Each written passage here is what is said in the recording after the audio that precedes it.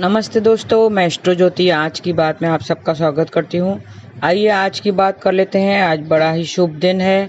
मैंने बताया था 5 दिन जो आखिरी 5 दिन कार्तिक मास के आखिरी 5 दिन बहुत ही पवित्र है। उसे विषम पंचक के लिए मनाया जाता है। विषम पंचक कहलाता है वो, क्योंकि भीष्म पितामह के निमित्त ये व्रत रखते हैं। ऐसा मानते हैं कि भीष्म पितामह ने ये 5 दिन कार्तिक मास के जो ये 5 दिन है अपने मौत की तैयारी में बिताए थे।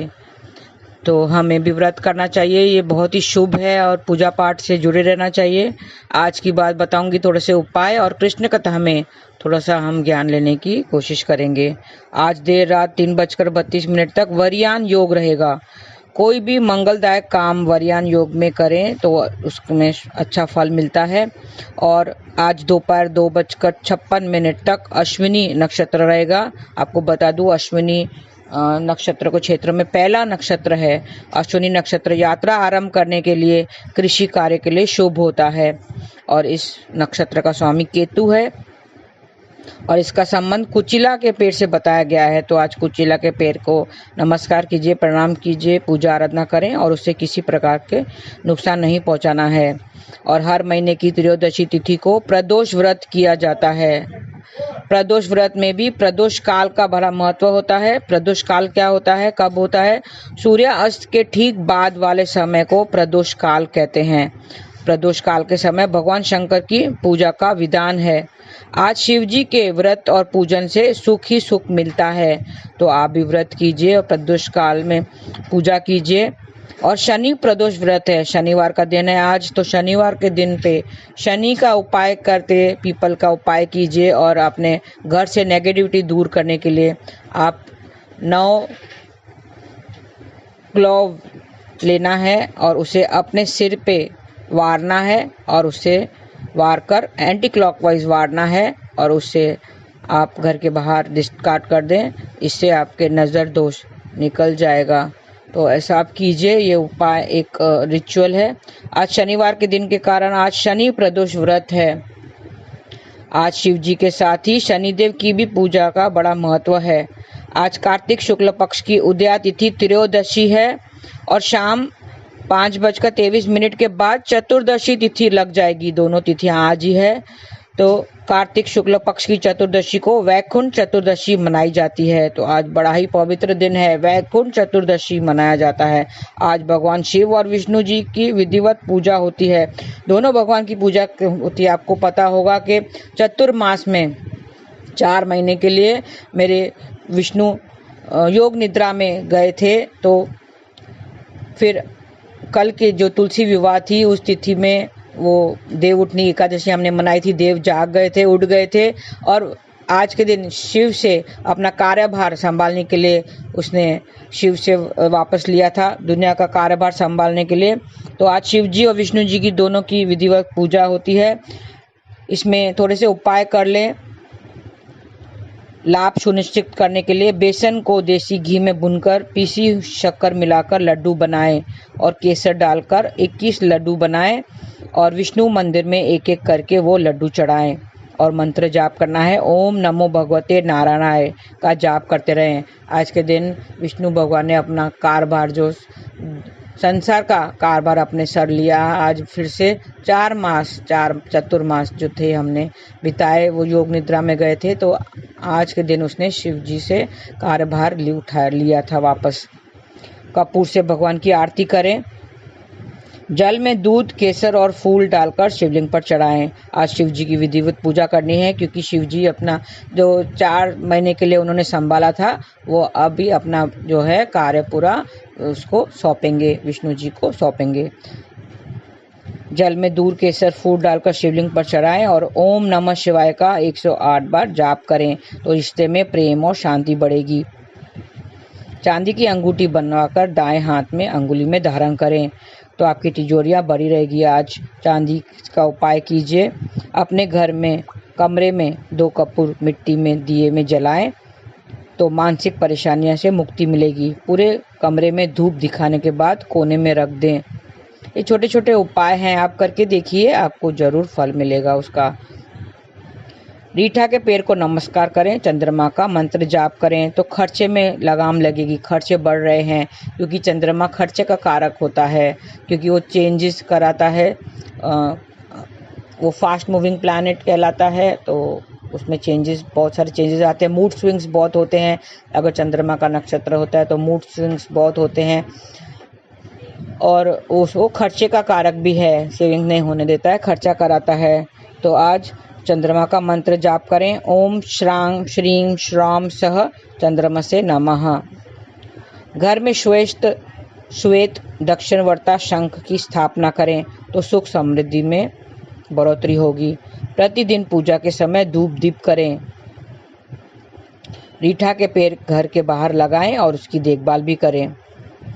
आज शाम सफ़ेद कागज पर 4 कपूर की टिकिया घर के बाहर जलाएं तो आर्थिक परेशानियों से मुक्ति मिलेगी।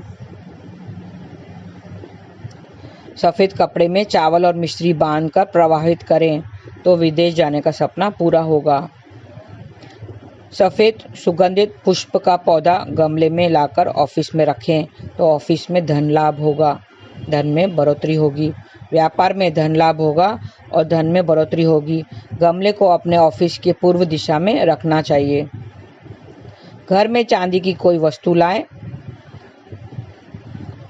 चांदी का एक चौकोर टुकड़ा भी रख सकते हैं, अपने पास रखें तो कारोबार में सफलता मिलेगी। 1.25 किलो चावल हो या थोड़ा सा चांदी का दान जरूर करना चाहिए, कारोबार में सफलता मिलेगी।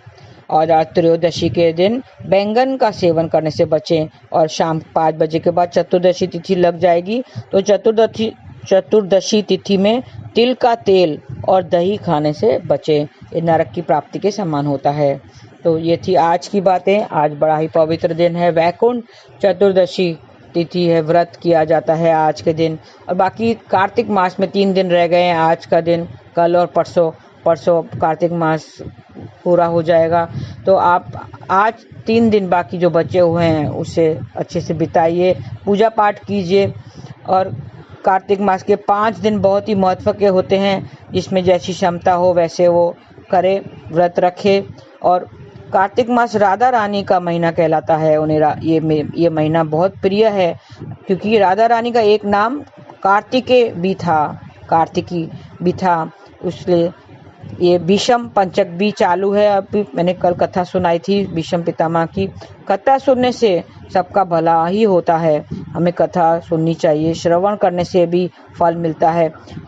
वो जीव को एक रास्ता दिखाती है, कथा सुनते हैं ना, कथा सत्संग वगैरह से जुड़े रहने से जीव को एक रास्ता दिखाती है। आपने देखा होगा कि 6 महीने हो गए मेरे YouTube चैनल को, 6 महीने हो गए हैं। सबको बधाई और आप सबको धन्यवाद जो मेरे चैनल से जुड़े रहे और मुझे 6 महीने तक आपने सुना, और आगे भी इसी तरह सुनते रहेंगे, ये मैं कामना करती हूँ। 6 महीने में आपने देखा होगा कि आपके बहुत सारी जानकारी प्राप्त हुई।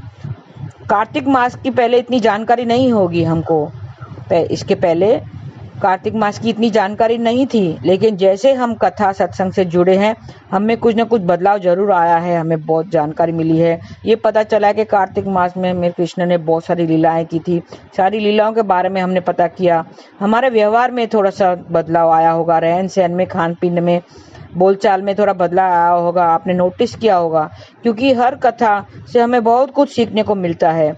इस कथा से कार्तिक मास के महत्व का पता चला, मैं कहूँगी कि जीवन का मार्ग का पता चला हमें सही मार्ग यही दिखाता है। यही कथा जो हम सुनते हैं वही हमें सही मार्ग दिखाता है। एग्जाम्पल देती हूँ, जब गाय बछड़े वन में घास चढ़ने के लिए जाते हैं तो आपने देखा होगा कि एक सीधे सीधे लाइन में चलते हैं, सीधे सीधे जाते हैं, कोई यहाँ वहाँ नहीं दिखता, सीधे सीधे चलते जाते हैं। लेकिन बीच में कुछ बछड़े इधर चले जाते हैं और कुछ बछड़े उधर की ओर चले जाते हैं। तो फिर ग्वाला क्या करता है, अगर अपने मार्ग से वो नीचे उतर जाते हैं तो ग्वाला उसे एक डंडा दिखाता है, टक टक, और फिर वो बछड़ा ट्रैक पर आ जाता है। हमें भी भगवान ने एक सीधा रास्ता दिया है, कार्तिक मास दिया है और कथा का एक रास्ता दिखाया है, भक्ति मार्ग दिखाया है। इससे इतना महत्व है इसका। इस रास्ते पर चलते रहो, कहीं मार्ग को, भक्ति मार्ग को छोड़ नहीं देना। इससे नहीं तो अगर भटक गए, हम अगर इस मार्ग से भटक गए तो फिर भगवान एक डंडा दिखाएगा और कहता है तू रास्ते से मत भटक। माया इतनी प्रबल है कि जैसे उसको मौका दिखता है वो हमें घेर लेती है, जकड़ लेती है और फिर छोड़ती नहीं है। माया बहुत प्रबल है, तो हमें भटकना नहीं चाहिए, अपने रास्ते पर सीधा सीधा चलना चाहिए। अपने लाइफ में चेंजेस तो आते हैं, आए होंगे। आप जब से इस कथा से जुड़े होंगे आपने नोटिस किया होगा कि आप थोड़े से चेंजेस तो आए होंगे। भक्ति मार्ग पर चलते रहो, चलते रहो, चलते रहो। हमें इतनी अपनी एक दिन मंजिल ज़रूर मिलेगी और हम श्री चरण कमलों को पहुंच जाएंगे। हरे कृष्णा कृष्ण कृष्ण हरे हरे, हरे राम राम राम हरे हरे। हमें इस कथा से, सत्संग से जुड़े रहना चाहिए और इसका लाभ उठाना चाहिए। और आपको ये मेरी पसंद आ रही हो, कथाएं पसंद आ रही हो, कृष्ण कथा, तो लाइक ज़रूर कीजिए, बेल आइकन दबाइए और हो सके तो फॉरवर्ड भी कीजिए ताकि दूसरे भी इसका सत्संग का, कीर्तन का, कथा का लाभ उठा सके। तो हमें इस मार्ग पर जुड़े रहना चाहिए। कार्तिक मास ही नहीं, बाकी सारे टाइम पे आपको जल्दी उठ के, ब्रह्म मुहूर्त में उठ के कथा, कीर्तन, भजन करना चाहिए और नाम जाप करना चाहिए। हरे कृष्णा कृष्ण कृष्ण हरे हरे, हरे राम राम राम हरे हरे। आज के लिए बस इतना ही। धन्यवाद। आपका दिन शुभ रहे। हरे कृष्णा।